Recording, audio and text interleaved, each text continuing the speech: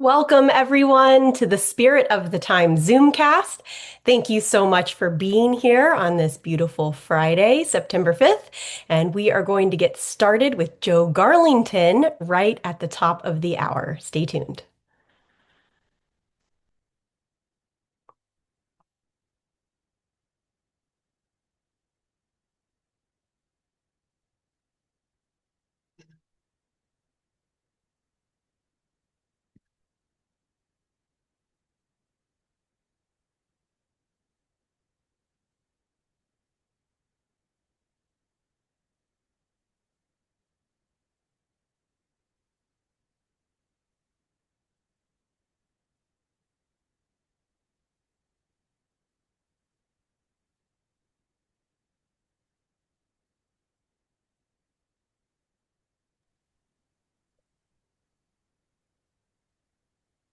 For those of you just joining us, thank you so much for being here.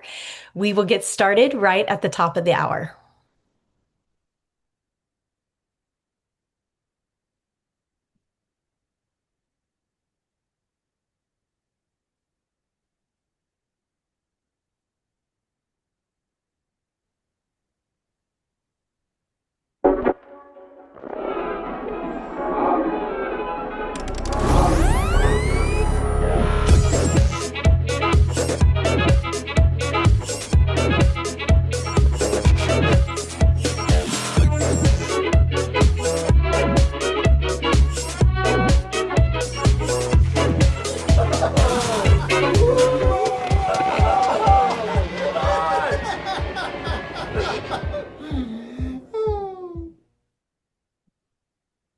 Welcome to Zeitgeist Design and Production. I'm Becky Kiefer, Studio Director. Here inside the Zeitgeist Creative Studio, imagination rules and time is always of the essence. This is where immersion artists Ryan Harmon, Joe Cicero, and the world's top experienced designers study the past and spend the present envisioning the future of what location-based entertainment looks like, or what we like to call UXIRL, user experiences in real life. The Spirit of the Time Zoomcast offers a sneak peek behind the themes. Each month, we move you without a ride system, inviting one incredibly talented and influential colleague aboard our time machine. We set the controls for milestone moments in that person's career and attempt to unravel the mystery of what makes a guest experience timely yet timeless. And because we're live, you can type questions into the chat box and our passenger will answer them after the hour-long journey. Climbing aboard our time machine today is the man who helped shepherd in the era of interactivity and personalization at Disney theme parks around the world, Joe Garlington. If you've ever turtle talked with Crush, walked the Monsters Inc. laugh floor, encountered Stitch, or were lucky enough to experience Disneyquest, then you've enjoyed the cutting-edge interactive designs of Joe Garlington. It's now my pleasure to introduce our time machine pilots, Zeitgeist President and Chief Creative Officer Ryan Harmon, and Senior Vice President and Chief Art Director Joe Cicero, along with the man who helped create the infamous gopher for the classic comedy Caddyshack, Joe Garlington. We are here. We just have to figure out how to get the time machine back. I think we're back. There we are. Okay.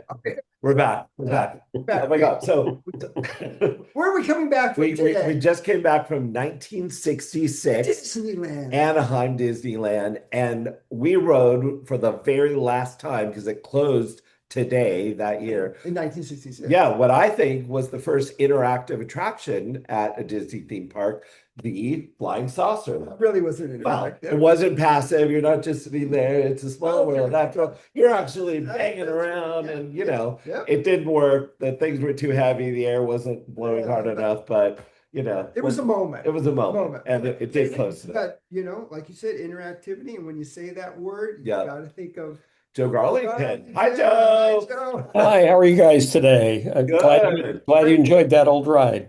You got to ride it?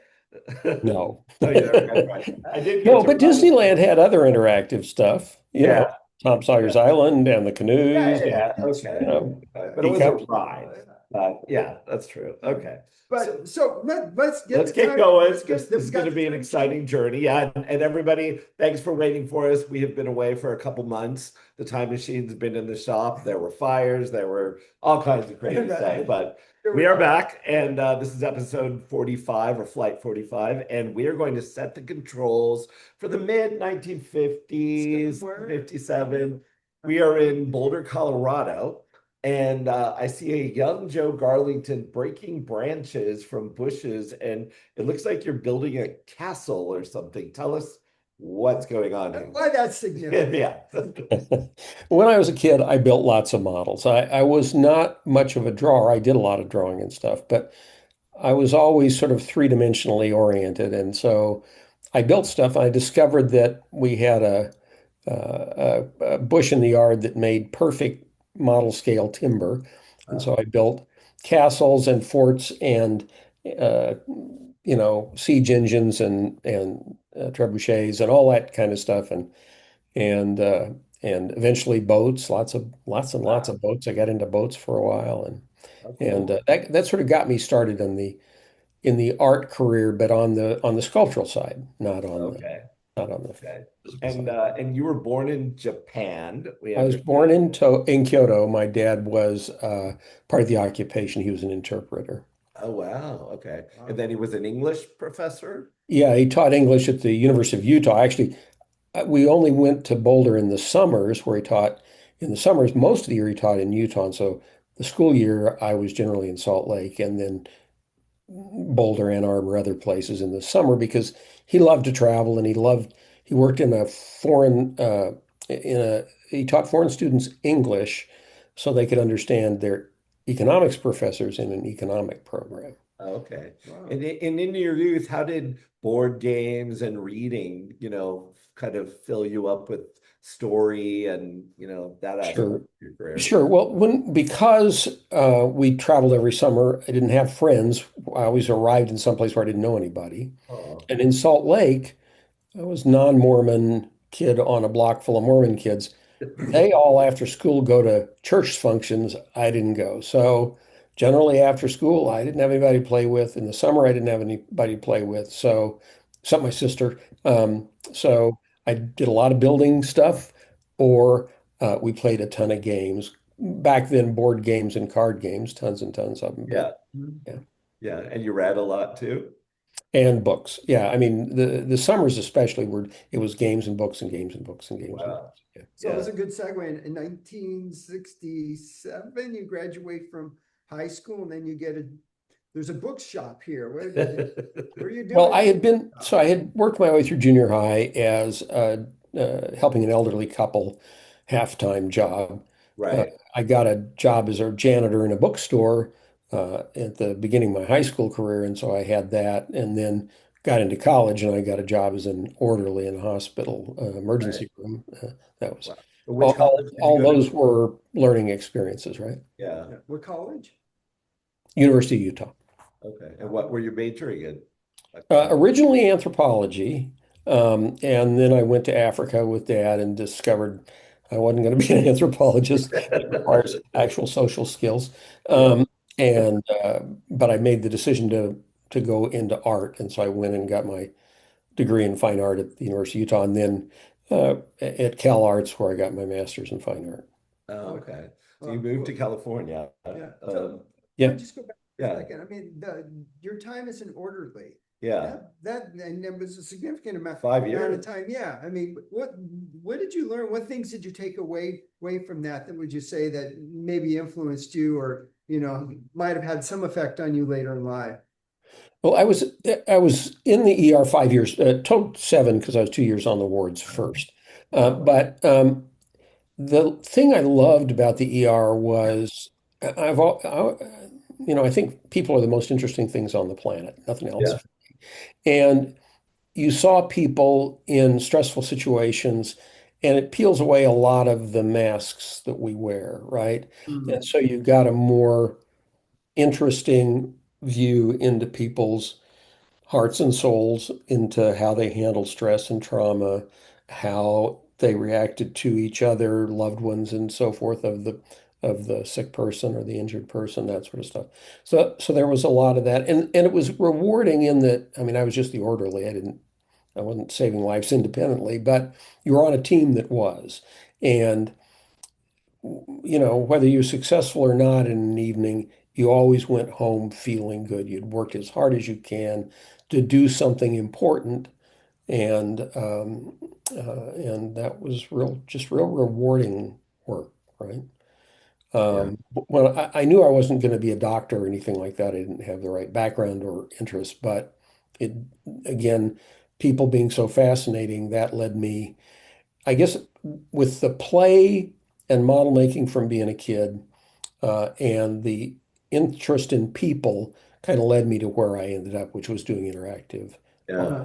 That's great. Because I thought there would be a direct connection to that. So just to backtrack 1 second, in 1971, you made a ring all yourself, and you eloped at age 22. yeah, well, we were old in Utah at the time, but That's right. That's 22. Yeah. yeah, I had taken what they called small metals class. It was really a jewelry making class. So I called up a justice of the peace, and I made a ring, and I picked up my wife at work and said, "Guess where we're going?" And Wow. I forgot that you needed a witness, so he asked the lady next door who came over in curlers. It was a very romantic wedding. It's quite an image. And how many years are you celebrating? Oh, 50 some odd. 71 to now, whatever the math for that is. Yeah. Wow. That's Congratulations. Yeah, that's that's great. amazing. So now Yeah, well, it's she's great, so it makes it easy. Yeah. so now it's 1977 around. 77, you're You're at at Cal CalArts, Arts. yeah. Mhm. And you're running the super shop. What is the super shop and what are you doing? So CalArts had two shops at the time, a theater shop, which was smaller, and what they called the super shop, which was for everybody. Um, because I was a sculptor, I'd been there 2 years. The person who was leading it at the time left to go work on movies. They asked me to take over. So I ran it for a year and then went off into the movie world. Now this, The super shop was a big combination wood shop, metal shop, fiberglassing, welding, all that stuff. Okay. this was the Valencia campus. Yes. Yeah. Were you there at the same time? I think so. I left I graduated in 79. Oh, so that's Yeah, so I was there 75 through 77. So we're together. Crazy. Crazy. We probably bumped into each other, at one of the Halloween parties in an altered state. I'm sure we must have seen each other, just didn't know it. I was also at the University of Utah when Ed Catmull was running, All right. was there as a grad student under Ivan. Oh crap! At any rate, under an engineering guy there, Wow. who trained all of those guys, right? Okay. Yeah, I mean, it was an amazing time. Yeah. It really was. Yeah. So 1979, you graduate and you're off to the movie business and you're working on Star Trek. And tell us about that. What were you doing? And what I was a model maker. I was hired as a model maker. modeling? It was Okay. the special effects movies had hit because of Star Wars, right? And so I got hired in originally by a guy named Bob Abel to work on this movie. He got booted, and I was transferred to Apogee, where we finished the movie, working as a sculptor and a model maker. Oh, okay. Yeah. So you Wow. sculpting out of clay? Yeah, Oh, a ton of that. I sculpted lots and lots of the surfaces that became V'ger, um, or the model studies for them. I did all these studies in clay, and then they brought in a famous graphic designer whose name I'm spacing on right now. And he drew them, and then they built them in large scale, but not out of clay. But I okay. had done all the studies for V'ger, for a V'ger planet, which you fly by. It's so dark in the movie, that whole good for a guy riding by on a horse. This is good for flying by in the dark. Oh, okay. Wow. And then around this time also, you worked on a certain character that we all kind of love. Can you tell us about Caddyshack? Sure. So, yeah, I was working for Apogee. Um, they had made a version of Caddyshack, and then they tested it. There used to be a place called Preview House Oh, on right. Brea, I think, and where they test movies and then they'd adjust them if needed. Well, it tested very badly, so they decided they needed to redo the movie, increase Rodney Dangerfield's role, increase Bill Murray's role, decrease Chevy Chase's and Ted Knight's role, Oh. um, kill a whole bunch of the story. The whole Caddyshack story kind of went out the window. But with Bill Murray's role being increased, they needed the Gopher's role to increase. They'd Right. originally gone to another Imagineer, Pat Burke, to build a Gopher. And he had built an external rod puppet, which is still actually in two of the shots in the movie. But when they realized they needed more uh, close-ups and stuff like that of the gopher, that external rod puppet, which had also Pat had painted it very strongly caricaturized because it was to be seen from a distance. That wasn't going to hold up. Um, so at that point, I don't know if Pat wasn't available or what, but at any rate, they came to Apogee and asked, could they do it? And so that's the one I did. Yeah. Wow. And it was a ton of fun. 9 days I had to do it. Oh my God. 9 days? Yeah, Was there just one? Or did there's they just one. Yeah. just one? Wow. Okay. Yeah. And who knew it'd be the biggest project of your career? Exactly. Exactly. And that's a $700 beef pelt that we cut up to make that thing. It Oh, was great. And what materials did you use? Well, the I used Pat's shell, which was fiberglass. Okay. And then the rest of it was mine, which was there was a bunch of foam underneath. I had this idea if I took and sculpted muscles of the face in and then modeled them in squishy foam, put wires through them, kind of like bicycle, brake control yeah. wire. Then when I shortened the muscle, it would fatten like real muscles do, right? And so I built that all into the front part of the face. So that because they wanted him to be able to sneer to the left and sneer to the right and bare his teeth and spit water and cough smoke and his ear. We discovered that the ears were actually the most expressive part of him, and so I Uh, did a lot to make the ears so they were flexible and could what's going on? What's going on? That sort of stuff. So, well, is he in the Smithsonian now or something? yeah, I have no idea. I lost track. There was a lot of only the eyelids were made out of helium balloon material, which every shot I'd have to go replace the damned eyelids. It was, you know, Okay. Wow. Wow. Very cool. So the writer's strike happens, Apogee shuts down, you're out of work, and your friend Bill Novi is over at a company called WED, overseeing the special effects shop. So tell us what happens. yeah. So Bill and I were good friends in college. I even let him share my studio with my wife and I because he was a theater student, didn't get a studio. He was an engineer, MEEE, and then had gone to CalArts to get a theater technology degree. He also happened to train himself as a stage magician. So Oh, cool. everybody thought he was a genius. And the day he graduated from CalArts, WDI hired him and made him head of special effects. And Wow. the other guys in effects quit in protest. Was Yale Gracie still there? No, Yale had retired. Oh, Though okay. Bill brought him back. Oh, But I won't name the people who quit. But at any rate, they quit. So Bill ended up building a 300 person department, wow. uh, 150 special effects designers, and then 150 engineers to productize what they came up with. And so I was originally interviewed to do that, Oh, but that was really Bill's dream, not mine. yeah. So he ended up introducing me to a guy named John O. Lim, who was a Korean immigrant designer who had they brought in Buckminster Fuller and who's the science fiction writer Ray Oh, Ray Bradbury. yeah to consult on Spaceship Earth.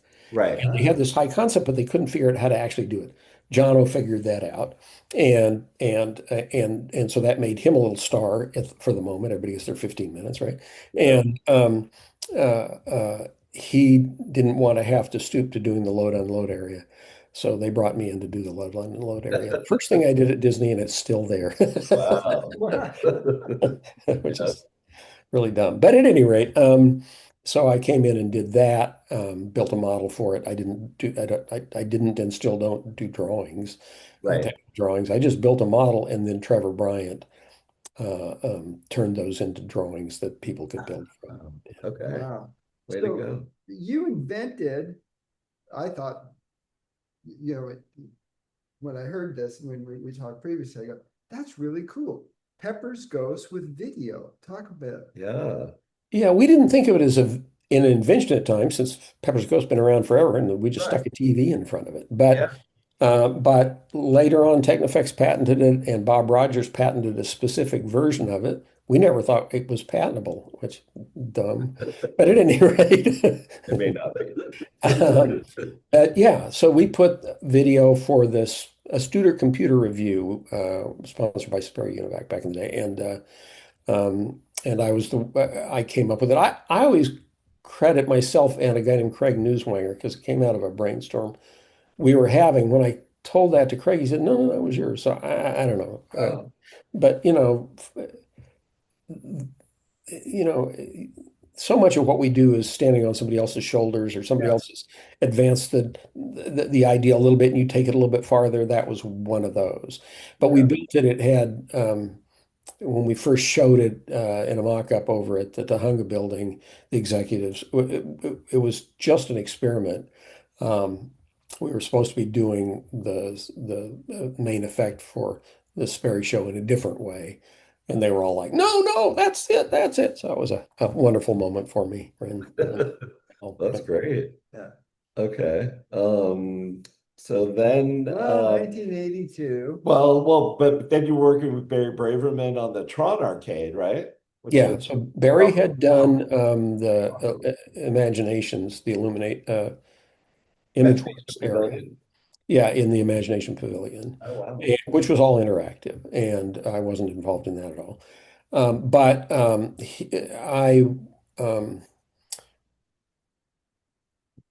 I was working with a different art director who I he and I yelled at each other a lot, and he just didn't understand my vision. And uh, my wife got pregnant, and I don't know how that happened, but at any rate, and I knew that was going to be a joyful time in my life, and I didn't want to be in a work environment where I was just yelling at somebody during the time. So I gave notice.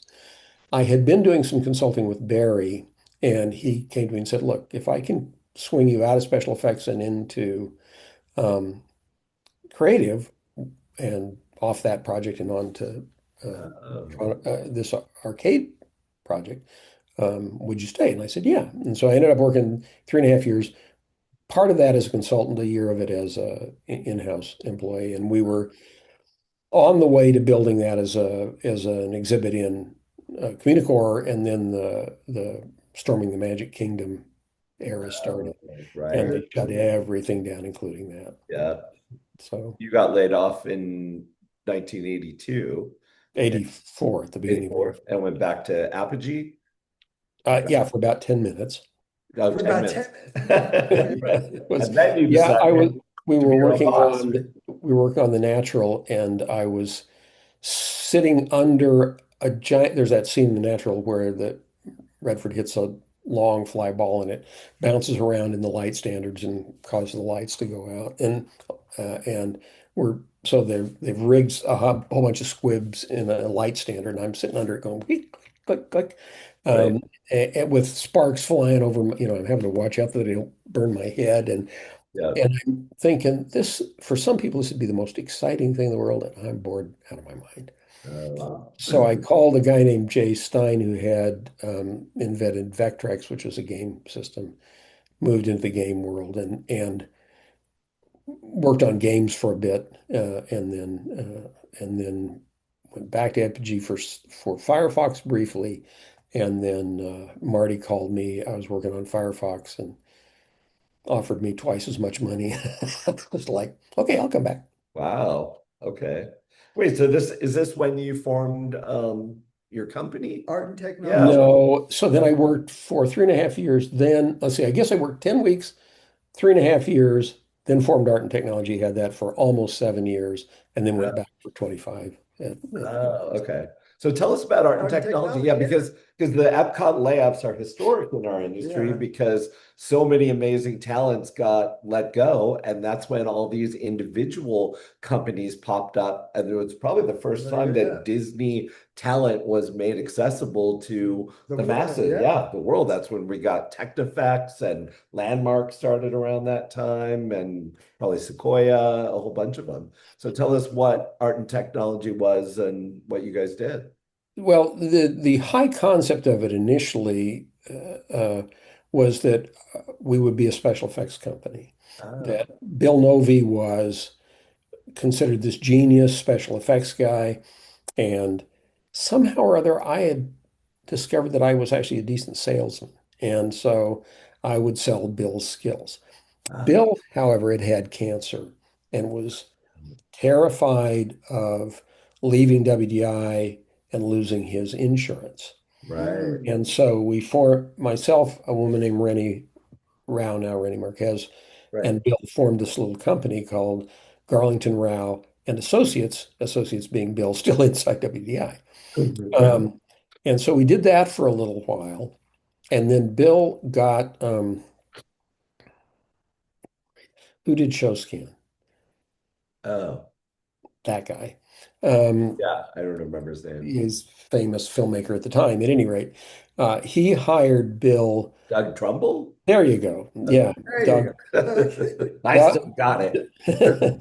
Doug hired Bill to be a full-time employee of his, but Bill ran it through. We decided to incorporate art and technology formally because at the same time I had gotten a $250,000 contract with New Mexico Museum of Natural History, and very quickly a second one. And so at that point we decided make it a real company. Yeah, Randy dropped out. She didn't like the periodic go without pay crap that goes with owning your own yeah, company. And yeah, and uh, and so we did that for 7 years and built a decent sized company. We were about 25 million a year in sales, and wow. um, At that and time, that's Wow. really good. we always held the official staffing at 49 people because Wow. at 50 you have to put in carpool plans and all sorts of stuff. But we Uh, often, including consultants, were more like 100 people. So wow. it was we did well, but Bill and I had different visions, and eventually, partnerships are hard. Yeah. No. So 1990, you go back to WDI. Yeah. We were And so there. We both started in 87. yeah. Uh, so that's probably when we met you. And you were working on the Russia Pavilion. Was that your first? No, I was brought back to work on an IBM pavilion Oh, okay. by Ah, Barry. okay. But Wow. between when he hired me and when I arrived, it disappeared. It left. And so then I worked with Barry on all sorts of EPCOT stuff. Oh, I worked briefly on a Russia pavilion, not the one that Joe Rody did, which right. Okay. was the one that most people know and was very famous. And damn, it should have been built. It would have been fabulous. Right. And was Mission Space one of your projects? Removing. I worked on Mission Space. I was that was originally Eddie Sato and Susan Susan um, Bob. Bonds. Yeah, Yeah. Eddie left, then Susan left and handed it off to me. I got pulled into something else, so then I handed off to Sue Bryan and Bob Zolk, and they with Luke Mayrand as the designer. So, But I did the post show. Joe, backing up for a second. So when you got hired back in this phase, what were you hired back as? Yeah. What Special role? effects or what? Or Creative? No, no, I was hired as a show producer. As a matter of fact, it stressed me because I had always been a designer before, and then all of a sudden I discovered I was being hired back as a show producer, and I was like, I don't want to be a show producer. I'm a designer. And then about 10 minutes later, it occurred to me that the show producer controlled the money, and the designer didn't, and I liked that idea. Yes. And in fact, for most of my career, because I was kind of a funny specialist doing interactive work, I was both creative director and show producer. Uh, Oh, okay. it turns out I'm not a very organized person. Probably knows that. And the so I would generally hire somebody else to be a line producer for me, Yeah, and because they'd organize me and make me better. yeah. Joe, you were my favorite kind of producer because I worked with a lot of different producers, and there were the creative ones and the non-creative ones, and we won't Right. mention those names, but like you said earlier, we all stood on the shoulders of giants, and you also mentioned earlier about you where an idea came from if you walk out of a brainstorm. And that's what I loved about it. And that's why if you had the kind of the same like-minded people, which meant, creative people with passion that were all focused on the same goal. I mean, to me, I was in heaven when I was in those kinds of situations. Yeah. And that's why, some of my best memories were projects with you, Joe. Oh, Well, thank you. Likewise. I enjoyed, well, Turtle Talk came out of work with you, right? yeah, So, that's nice. So then you became kind of the pre-show and post-show guy. Tell us about yeah, they couldn't understand how to. One of the problems with interactivity is it's code for personalization. Personalization sounds like an oxymoron, right? So Yeah, Right. everybody has struggled how to monetize, make it profitable to make right. interactive stuff in theme park environments. Uh, Yeah, so everybody figured out that pre-shows and post-shows where you didn't have to carry the same uh, load, the 2,400, 3,000 an hour load, yeah. was a place to put interactivity. So I became Mr. Pre-show, post-show. Yeah. Well, and was this a conscious decision in the company to say, look, we've done mostly passive things for decades now, that look at all these cool new technologies. Now we can let people decide. Like when the laser disc came out and there was a story pointing to them, did he turn left or did he turn right? You know? Yeah, kind of no. A little bit. I mean, there had been, like I say, there had been interactivity in the parks from day one, right? Okay. But it was mostly done by people who were what I would call more generalized designers, right? They did rides, they did shows, they did everything. Okay. Everybody in those days was more of a generalist than the specialization has occurred over time, right? Yeah. Marty, because the game industry was coming on, Marty was aware that he needed somebody to do interactive stuff. He didn't get it. But he knew that he didn't get it. Yeah. And because I was recommended by Bill, and because I seemed to understand the dimensional reality, and that most game designers back then were computer programmers. And I Right. was, right? So I understood interactivity in a way that made more sense for theme parks. Yeah. And I understood, again, back in the day, mostly it was computer geeks building games for computer geeks. Yeah. And so, and yet I was, because of my anthropology interests, I was very, I understood people and how people work in teams and really how families work and how to develop stuff for Sure. families. And um, so it started out really with giving the sponsors in Epcot wanted places to get to show their wares. Disney hated that. They just wanted their money. And so the original idea was that all the big sponsors in Epcot would get a Communicore space and put in their activity there. It didn't work. It Yeah. was it was too far away. So they began doing post shows, and interactivity seemed to be a way to engage guests in post shows. I began to do a lot of those. Later, pre-shows, by extension, kind of became part of that. Yeah. I did a lot of pre-shows and post shows. Because we're in 1990, the tech is not that far past asteroids and Pac-Man and Centipede. Yeah, right. So, No, the but computer at that point was still a pretty rudimentary tool.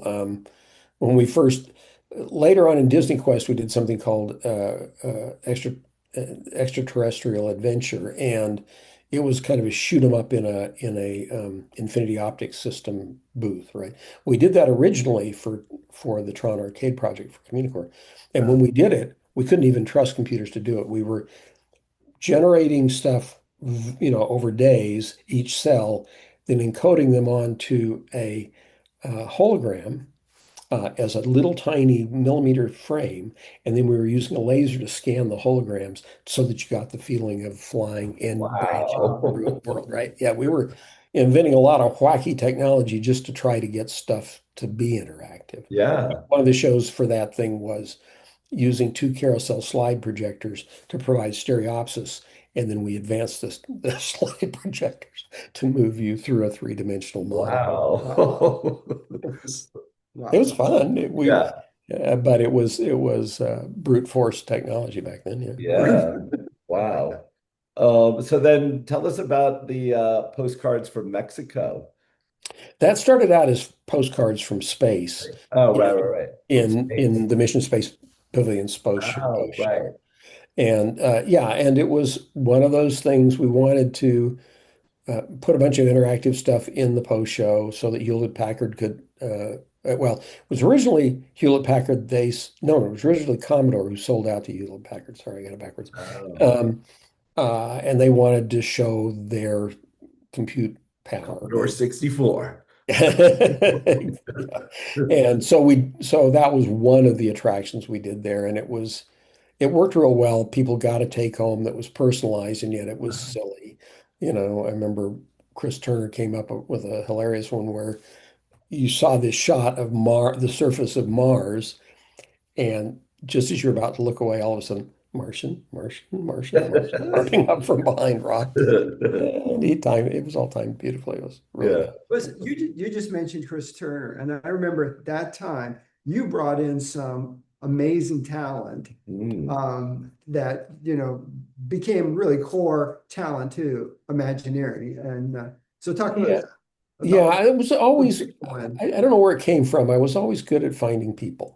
And, on two different cases, I was told once by Marty, once by Paul Pressler, interactivity is not a core competency of the company you may not hire, which meant that I had to staff everybody. I had to build teams of consultants. So I ended up with this giant Rolodex, if anybody remember what the hell a Rolodex is, Right. this giant contact list. Um, and I brought it. So I brought in Chris Turner, Ray Cadd, Mike Mike Berry. uh, uh, uh, uh, and Scott Drake and Brent Strong and And they all went on to become, I mean, Yeah. really significant players in projects across all of WDI. Yeah. yeah, I had a little quid pro quo worked out. It was completely unofficial, but if they'd worked for me for a few years, then I'd help them get connected in the rest of the organization. WDI was always a little bit like closed cell foam, like a coffee cup. The two pieces of foam, two cells of foam are right next to each other, but they don't communicate with each other Yeah, much. yeah. And so I could usually get away with having great people for a while before eventually somebody found them, and then they'd get sucked into a bigger, sexier thing than I could do. Okay. Yeah. Being an art guy, I remember, I think it was when we were on which building where we were doing, you guys were doing Disneyquest, and it was kind of it was the kind of odd projects buildings. But I just remember walking through the hallways, and as an art guy, I just like, this is some of the best art at WDI. And it was because of Chris Turner, Ray Cadd. I Yeah. mean, these Scott guys, Drake. Scott Drake, they Yeah. can draw like you wouldn't believe. And I was like a little jealous because, like, wow, they got the best artists working here. We even ran into a little trouble at one point. We were producing so much art because this was for Disneyquest, and it was going to be all games, and so tons and tons of art.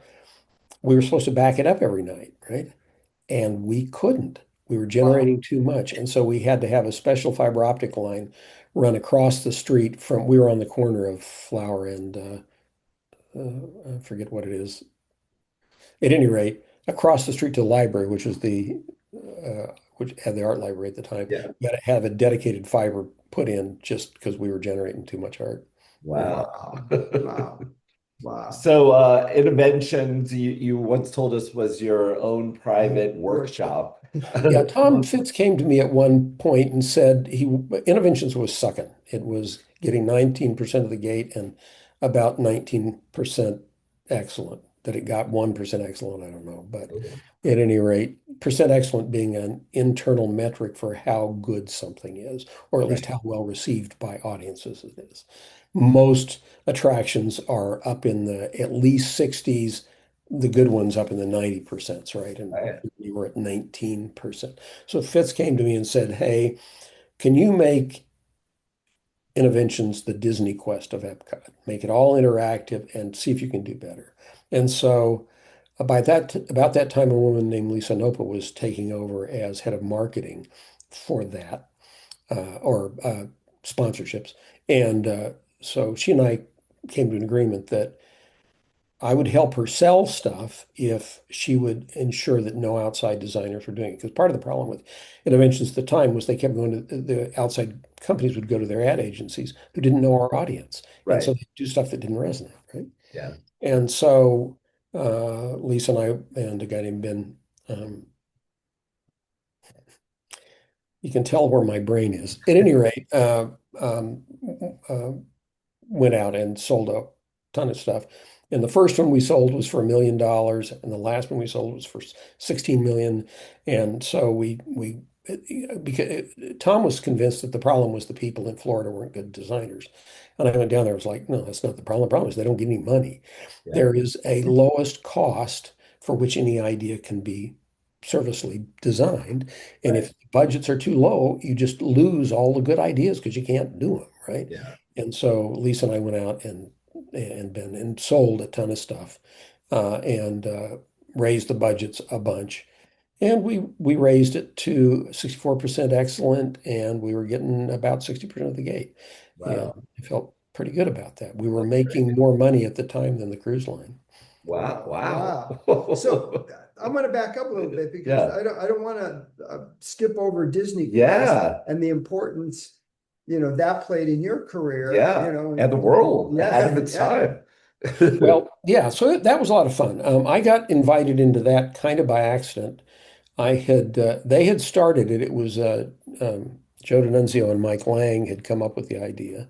Joe was VP of New Development for WDI, and Mike was in strat planning. And they were both Harvard guys who, very smart, talented people, and they'd come up with it and sold it to Michael Eisner at the time. And so then they started the project as a skunkworks within WDI. I didn't know anything about it, but Larry Gertz got pulled in. I was very frustrated. I'd come back, been there for several years, and was doing small stuff and making less money than I'd made when I had my own company. I was like, what the fuck am I doing Oh, here? And so I gave notice, and timing was just perfect. Larry was like, wait a minute. And so he went and campaigned with Marty and I think Kathy Mangum at the time, maybe Maggie. I think Kathy was by then. No, you got to save him. He's the guy to do the games for this. We don't have anybody else who does this, right? right. So they made me a counter offer and I stayed, and it was this fabulous. There in my career, the two that I feel the best about were Disney Quest and Turtle Talk, I guess, because I love all my children, but so a little bit more than others, and those two are way up there. Disney Quest was fun. It was all inventions. It was big games. The biggest ones were using uh, not Silicon Graphics. Yeah, SGI big. Anyway, they were $250,000 computers that were the size of bar fridges, right? So we had a lot of money to develop stuff. We were building big machinery, the Cyberspace Mountain, which was a two-axis motion base that spun you completely upside down. Yeah. After you designed your own roller coaster, we could make you seriously sick. Yeah. Um, you know, and so it was great. It was many of the ideas were things that I had started as ideas a decade before in Tron Arcade, but that had died. So I was able to. The Alien Encounter was the only one that was a really direct lift, but the all the learning we'd done there. Also, I did a post show for Star Tours in Paris. Before that, there was a ton of learning from all those things where we experiment, discover. Part of it was what could you exactly get away with technology. Um, um, I developed this idea of how to manage risk in interactive work so that we would focus the risk in one area, keep everything else less risky so that we could keep within budgets and make things, but yet make things still feel special, that sort of way. It allowed me to find the people I needed, people like Sue Bryan and Raul Fernandez and just fleets of other people who were incredibly helpful. And also the production houses that could manufacture the stuff because the regular Disney people generally couldn't because they didn't have that Yeah. skill set. Uh, so there was a lot of that. By the time we got to Disneyquest, we were building interactive stuff for about a quarter of the cost we'd built it before, and yet it was 10 times more interactive and more interesting, right? Yeah. So there was a lot of learning. And again, at that point, I put together about a 60-person team to develop that. It Wow. was at three different occasions I built teams that were 30 to 60 people, and three times I had to blow them up. I hated that part, but So you opened one in Orlando, you opened one in Chicago, in an era now where we're seeing these boxes of family entertainment centers and attractions all over Las Vegas now, popping up, in cities internationally. What do you think happened with Disney Quest? Was it just too soon? People didn't know what lay beyond the front door and weren't willing to pay the upfront cost to go in, or what do you think? so the one in Disney and in Orlando worked great. It was there for almost 20 years, right? Okay. Um, the one in Chicago didn't. And the problem with it was seasonality. In the summer, on the weekends, it boomed, but during the week, it did not. Yeah, It Tuesday wasn't event. sustainable at that Yep. level. And the in my mind, it came down to a single decision. There was a point at which they were working on the name for it, and they decided to call it Disney Quest. Right. Marketing people said, "Well, if you're going to call it Disney, you can't have alcohol in the building." Back then, Oh, the original business model presumed Chicago's the second biggest um, uh, uh, convention center in the U.S. yeah. And the presumption was midweek we would get all these conventioneers. Right. But they're not going to go any place where they don't want to have a drink, where they can't have a drink. Right. Right. Literally, kitty Wow, that corner doesn't across the make street, sense. there was a restaurant called Heaven on Seven, I think. And that place would all night long, all week long, would have lines out the front door, and we couldn't get people in. And it was, Well, in there my was mind, a cheesecake factory upstairs at the one in Orlando. in it, yeah. They But didn't have a we bar. had we had argued that it should be on the ground floor. The Right. business guy said, no, you got to put the bread at the back of the store, put it on the top, which Right. means we couldn't use the Cheesecake Factory. It didn't work as a lure the way they thought it was. If it had been on the Right. ground floor, it would have worked. There was a bunch of decisions that were good, but there were a bunch of decisions that weren't so good. And in the end, it compromised that. And then the big issue was that Richard Nanula, who had been the CFO, left. And you know how with in big companies, when you change executives, whatever the old guy was doing was stupid, and they've got a different idea. And so Right. we lost the champion, and at that point, we were kind of dead in the water. There were Yeah. supposed to have originally been 40 of them. Did they stop maintaining it and putting in new attractions and taking Yep. advantage of new Yeah, we tech? got the high concept was that every year we would replace 10% of the property Yeah. instead Wow. Yeah. of or 20%. So that in 5 years you'd have code because nothing looks Right. better than old computer graphics, right? Yeah. And we got one cycle of that. We put in Virtual Pirates of the Caribbean and Radio Disney Songmaker, both which benefited a ton from what we learned with the opening day stuff. Yeah.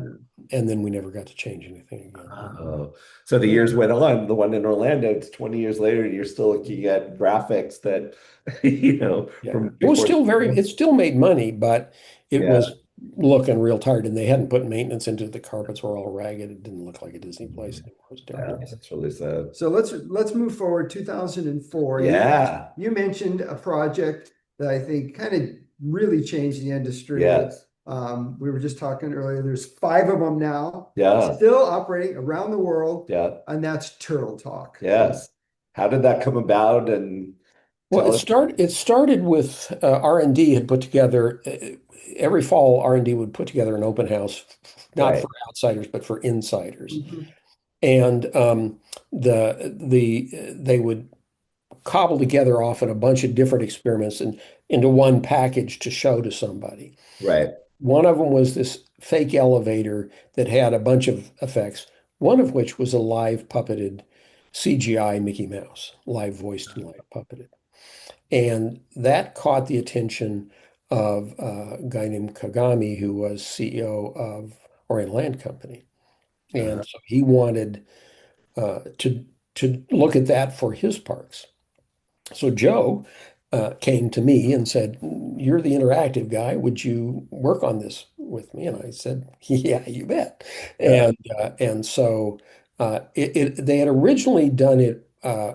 Mickey was in the elevator. Then they had done an advanced experiment, which was with Stitch, which they put in interventions here in California. It was supposed to be a 2-week test.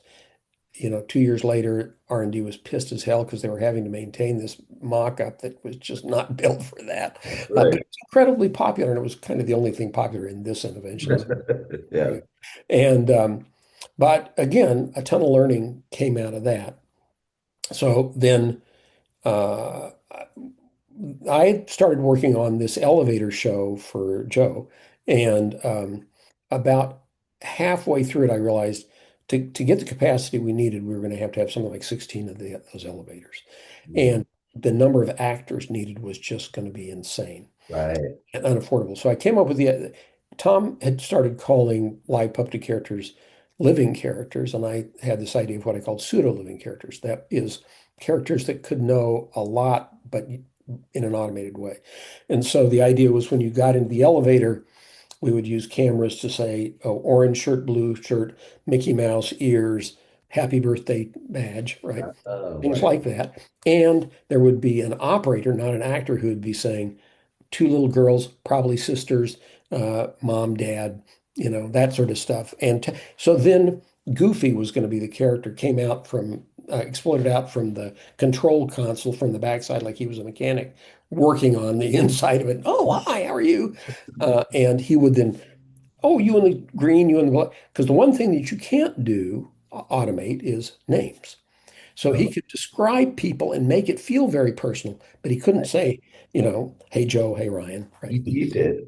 Um, but to but to set that up, I thought we needed a pre-show where we did say your name, and so we developed a pre-show that was a living character one. Originally, it was going to be an A figure, a crab. I was going to use a Jen Steinmeier magic gag.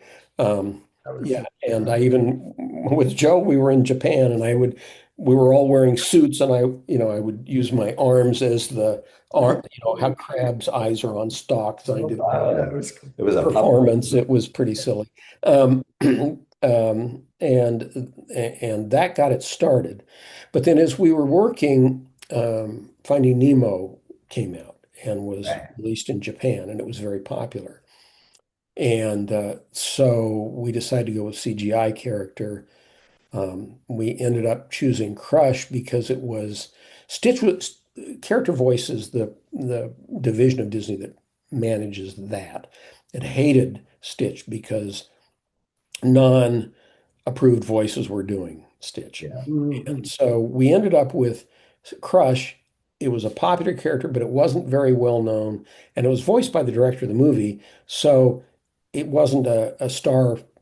Oh, So right. that if the various actors' voices varied a little bit, it didn't matter. Yeah. And so we did that and designed that for OLC. In the end, the budget for the whole thing came in too high. Mm. I got Tom to promise OLC, um, we love this.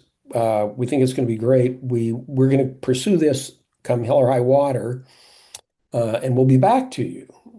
I'm not sure he actually intended to do that, but I used the guilt.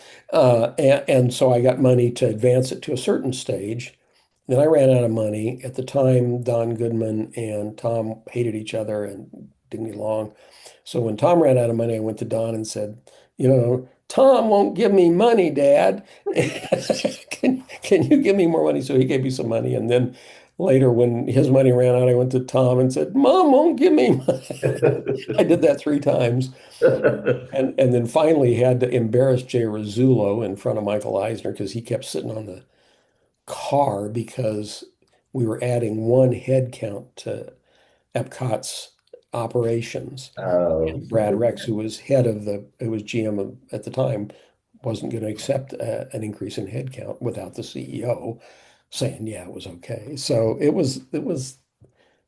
there were all sorts of adventures around that. One of the reasons I'm proud of it is because I was blocked in so many ways, and yet I kept finding a way to get around it. And yeah. eventually, and then one day we were playtesting it in the room, and we would talk to people, bring in an audience, talk to them, do a show, talk to them, and send them out, work on the show a little bit. An hour or two later, bring another audience in.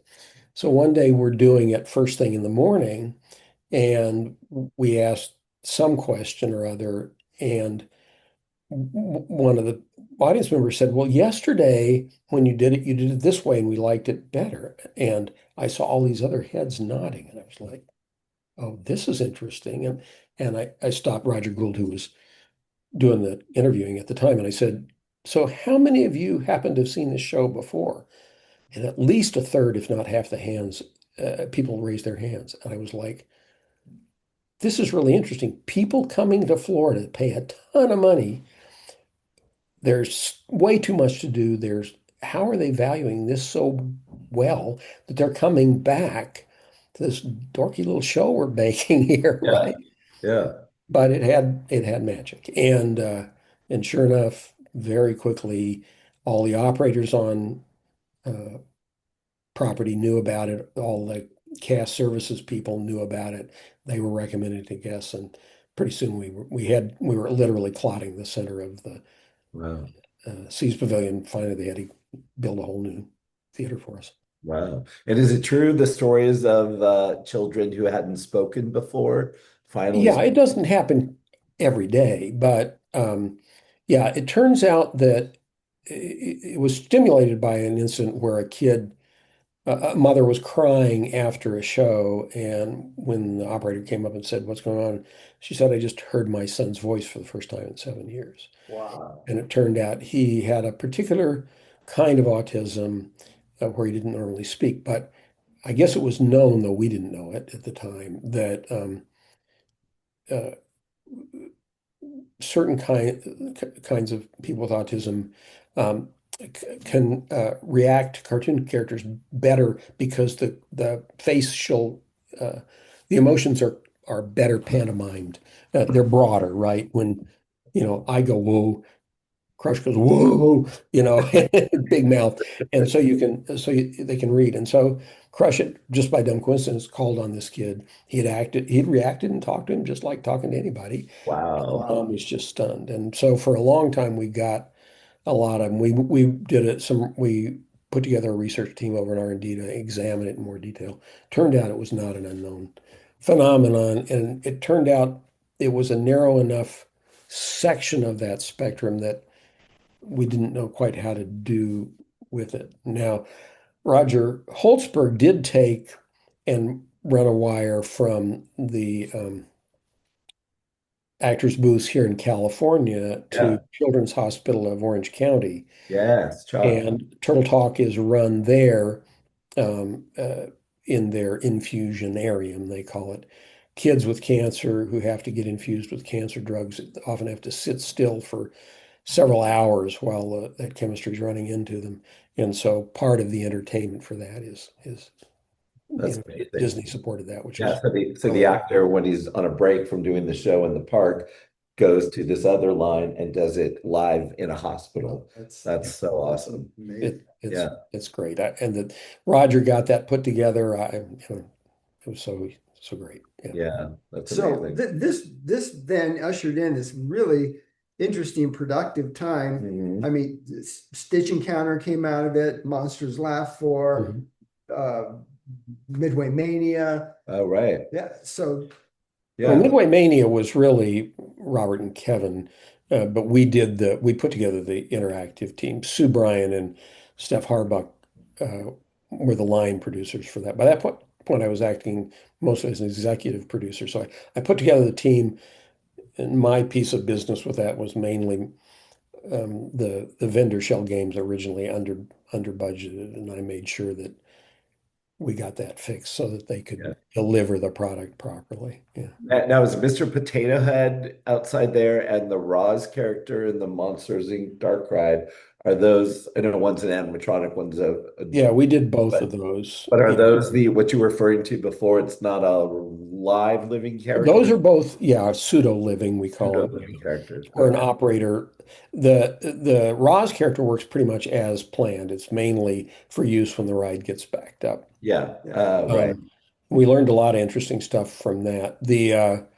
You know, we there are times when you get locked into a conversation with somebody and you can't control where it's going, and yet you only have so many phrases, right? Right. So we developed this concept of what I called escape lines.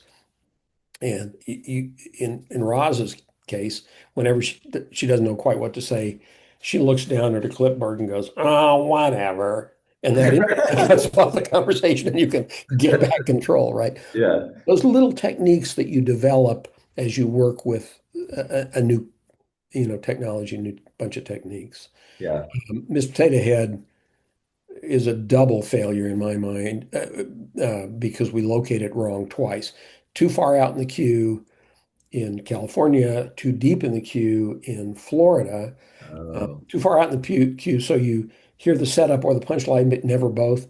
Too far into the queue, you've heard it 25 times before you get it up to it. Oh, Eventually, it was done as a separate show at Tokyo Disney Sea, Oh.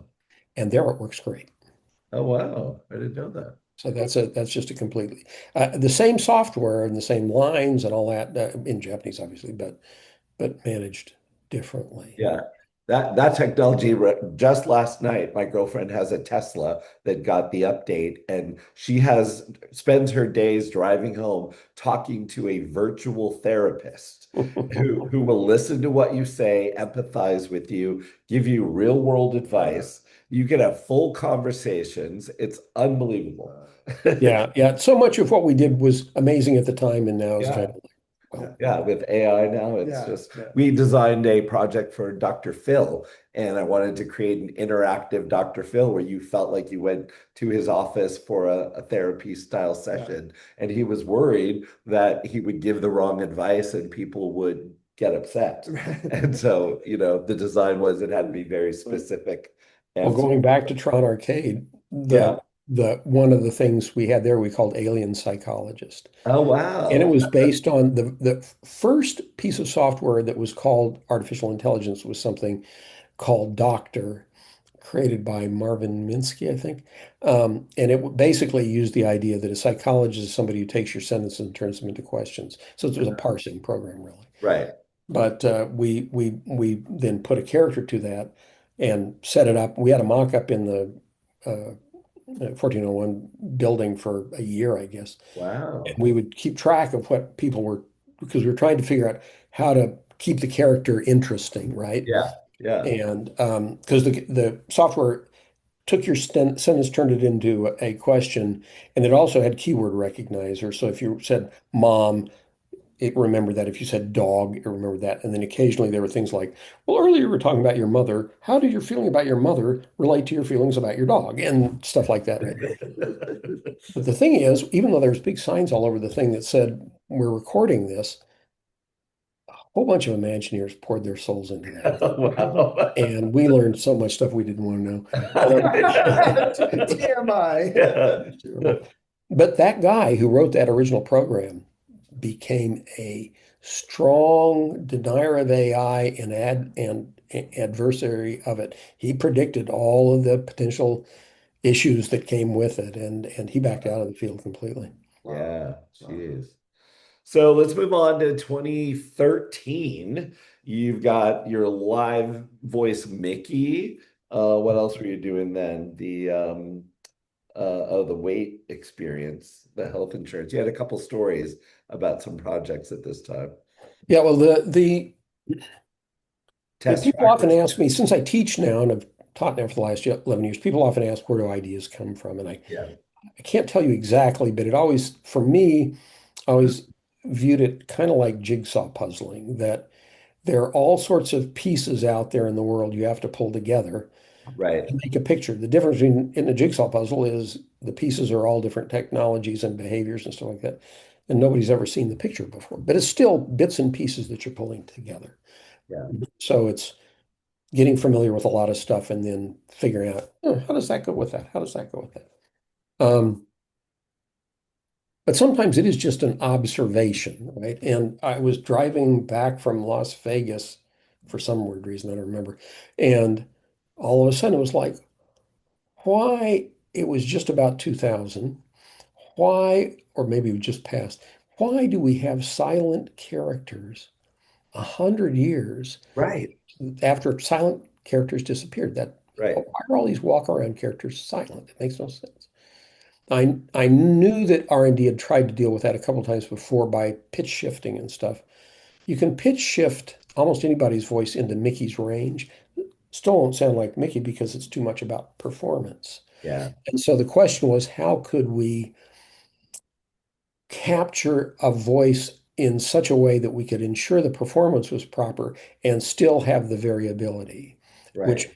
meant essentially building giant logic trees um, that an actor could get to in a reasonable time to build these conversations. And so I started that project with Trish Theron, and then it was handed to Brent Strong, and that was about the time I was leaving WDI. So they finished it. You get what you get what you incentivize, you get what you can test. The Mm. way WDI or Disney tests character interactions is very unsophisticated. So character interactions already get nearly 100% excellent. Yeah. And yet the live voice experience is better than that. Wow. But Wow. so we did the one, we got it sold. It's better, it's way different, but the operators hate it because it's more costly. And there are implications if Mickey can talk, why can't Pluto and Donald and every other Right. part? Yeah. And so they killed it. Oh. But that technology still exists. It's what the Wookiee uses and all the Galaxy's Edge characters used. Yeah. That is that. I think still use them in the live shows. Yeah, well, Yeah. so I was working on it for interactive reasons. Carol, somebody was working on it at the same time. Actually, was ahead of me, working on it for the live shows. She hated all the singers' mouths moving and Mickey and Donald and Goofy, their Rubberheads not. Mm. And so she had actually started working on motor controls and motor systems to do that. Mm. But she didn't care how noisy they were because there was 110 decibels of music Right. coming Right. and you were, you know, audience to stage distance away. I wanted you to be able to be right next to the head and not hear. Yeah.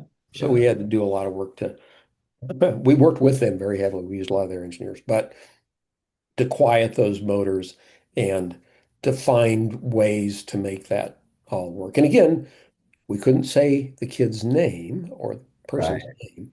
So we worked a lot of stuff out so that we could get around it, and it still felt very personal and Yeah. interactive. Wow. So 2013, you decided to hang up your Mickey ears and leave WDI again.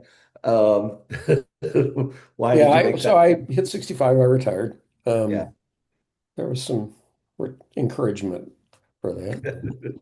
At any rate, and I stayed retired for about 6 months, and then Tracy Fullerton at USC asked me if I'd teach a class because Mm. Bruce Vaughn had been teaching one at UCLA, and she wanted one like that. And Scott Trowbridge was going to teach it, but then he was always too busy. So when I graduated, she asked me if I'd teach it. And then, so I taught for a little bit and then they wanted a minor. So we developed a minor. Larry Gert started working with me. Eventually we developed a major and now we have a major and I've graduated 7 kids so far and Oh, cool. That's we're fantastic. working toward cohorts of 20. Yeah. Wow, that's awesome.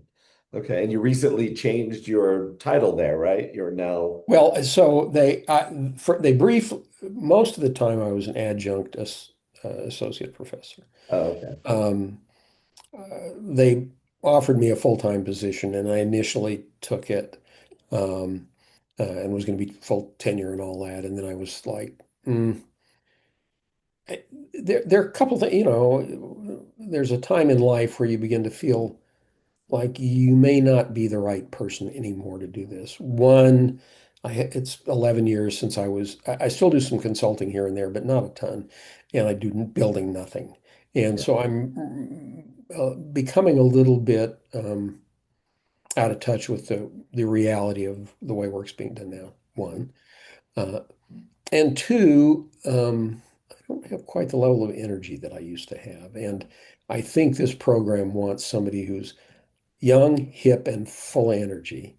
And so we thought we had found somebody at the last minute. They turned us down. So we're still looking for somebody to take over my position. But yeah, I'm going to I'm still going to teach, but I'm not going to lead the program anymore. right. That needs to be somebody more relevant. Yeah. Oh, I thought somebody had been Yeah, accepted. so did we. Yeah. And at the Oh, okay. last minute, that fell apart. Oh, okay. They got made a better offer that we couldn't fulfill. Oh. That's never happened Well, in the that's history of good. Okay. All right. So what's next for you, Joe? You have that book you're gonna write about interactivity or I'm not really a book writer, I don't yeah. think. The teaching is how one of the things I do is I make all students take notes in a couple of my classes. And so that's how I get that. If a book is a way to pass the information of the future, you can do it that way, or you can do it through Sure, people. sure. I'm Yeah, more of a people-oriented person, so they take the notes, they remember what we go through, they remember that, and that's kind of, I guess, the way I will do it. Yeah. yeah. So we always end our flights With the burning the burning question. question, with all of your years of experience and all the places you've traveled and all the attractions you've experienced, what do you think makes a guest experience Time. timely yet timeless? Well, I believe that good teams make better work or have it. There's a higher statistical probability. Hmm. So first, develop a skill of falling in love with the people you work with, even if they're jerks, right? And the second is to fall in love with whatever project you're working on, even if it's not the one you really want to be working on most, right? Right. Passion matters. And so developing those two skills, I think, are really critical. Yeah. And bravery, you know, I there are a number of times when I or people that I know essentially put their careers on the line trying to get something done. And, really early when I was still doing consulting, I told my wife, we need to make sure we've got a year's worth of salary in the bank so that I can say, frig you to anybody at any time Yes. and have enough money to get across the gap to the next job. And I have never actually had to use that, Oh, that's awesome. but it gives you an intellectual fallback position that is really nice to have. Yeah. Wow. Wow. That's Well, great. great piece of advice. A Yes. lot of many that we got today, Joe. Yeah. What a career. Yeah. Well, and it, I, as we said earlier, there's 5 turtle talks that are still playing around the world, 24 hours a day. Somebody's enjoying something you did. But I think more than that, I mean, you probably changed the way people interact with the theme park and Mhm. looking at the big picture. well, I And think I always said about Bill Novy that Yale Gracie invented theme park special effects. Yeah. Bill took it from being an avocation for a single genius to a career that other people could have. And I think if I've done anything in that regard, it's take interactivity from something that was kind of a specialist for one person Yeah. and make it something that lots of people can enjoy doing. Yeah, and things you worked on have been copied, best form of flattery around the world. We have a donkey interactive at Universal Studios from Shrek, and a I lot of stole one of my other. actors to do that. Oh, yeah, a lot of other nods to the things you invented. So thank you for all that Thank you you've so done much. Yeah, to yeah. Oh no, it was good. It was good life, good career. I keep trying to find that person to do cloning so I can start over again. Well, apparently Putin and she are working on Wave I heard that. I heard that. They 250. didn't talk So about the brain yet. maybe you should get on that. Yeah, really. Yeah. Oh, All right. Well, Joe and we're going to go see the future of interactivity. okay. Well, thank you guys so much for having me, and to all you listening to my plather, thank you for doing that too. Yeah. It's Stick around. Becky's lovely going to to do come on, this. but Joe, don't go anywhere. We're going to do a Q&A in a minute. Yeah. Okay. So bye, everybody. Yeah, Thank you. Thank you, Joe. thank you so much, Joe. All right. So we hoped you guys enjoyed the flight. Thank you so much to our friend Joe Garlington for time traveling with us today.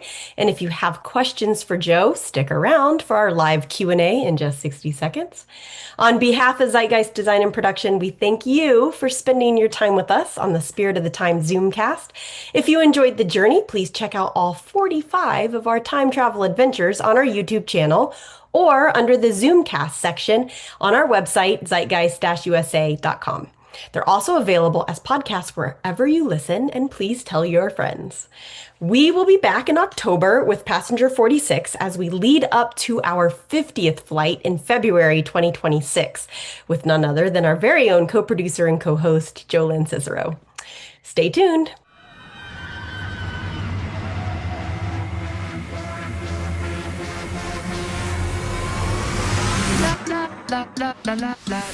Get it.